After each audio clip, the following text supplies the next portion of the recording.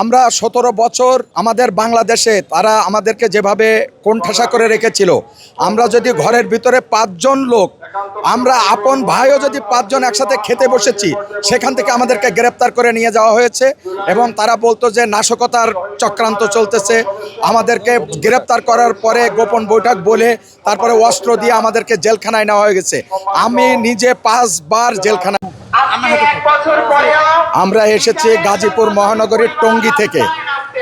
আমরা এজন্য এসেছি যে বাংলাদেশে যেন এই যে শহীদ হলো, জুলাই বিপ্লবে যারা শহীদ হলো, সেই শহীদদের যে দাবি ছিল যে বাংলাদেশ যেন একটা ভালো বাংলাদেশ হয়, কল্যাণকর বাংলাদেশ হয়, যেখানে ন্যায় এবং ইনসাফ থাকবে।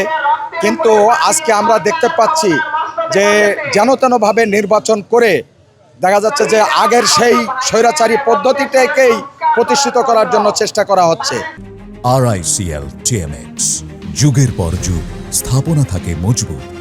তো আমরা চাচ্ছি যে না, সংস্কার করে একটা নির্বাচন হোক, সংস্কারের মাধ্যমে যাতে একটা অর্থবহ নির্বাচন হয় এবং বাংলাদেশের মানুষ যেন তাদের ভোট অধিকারটা সঠিকভাবে প্রয়োগ করতে পারে। আজকে দেখা যাচ্ছে যে অস্ত্রের ঝনঝনানি চতুর্দিকে। আমরা দেখেছি এই যে গোপালগঞ্জে যে অস্ত্রের ঝনঝনানি, আমরা দেশি বিদেশি অস্ত্র দেখেছি। এরকম অস্ত্র সারা দেশে আছে। এই অস্ত্র যেন উদ্ধার করা হয় এবং নির্বাচনের সঠিক পরিবেশ তৈরি করেই তারপরে যেন একটা নির্বাচন দেওয়া হয়। আর যারা শহীদ হয়েছে সেই শহীদ পরিবারকে এখনো পর্যন্ত তাদেরকে প্রতিষ্ঠিত করা হয় নাই। তাদেরকে মর্যাদা দিতে হবে, রাষ্ট্রীয় মর্যাদা দিতে হবে।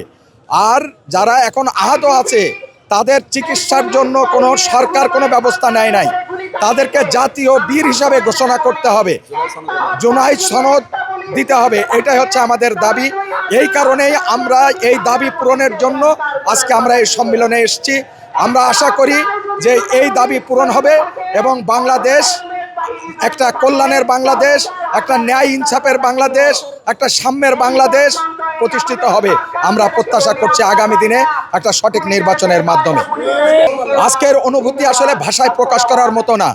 আমরা ১৭ বছর আমাদের বাংলাদেশে তারা আমাদেরকে যেভাবে কোণঠাসা করে রেখেছিল, আমরা যদি ঘরের ভিতরে ৫ জন লোক, আমরা আপন ভাইও যদি ৫ জন একসাথে খেতে বসেছি, সেখান থেকে আমাদেরকে গ্রেপ্তার করে নিয়ে যাওয়া হয়েছে এবং তারা বলতো যে নাশকতার চক্রান্ত চলতেছে।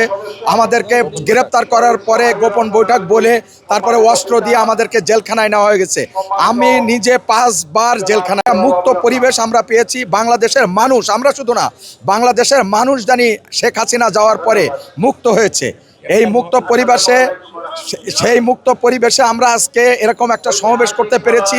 এই জন্য সর্বপ্রথম আল্লাহ রাব্বুল আলামিনের শুকরিয়া আদায় করি।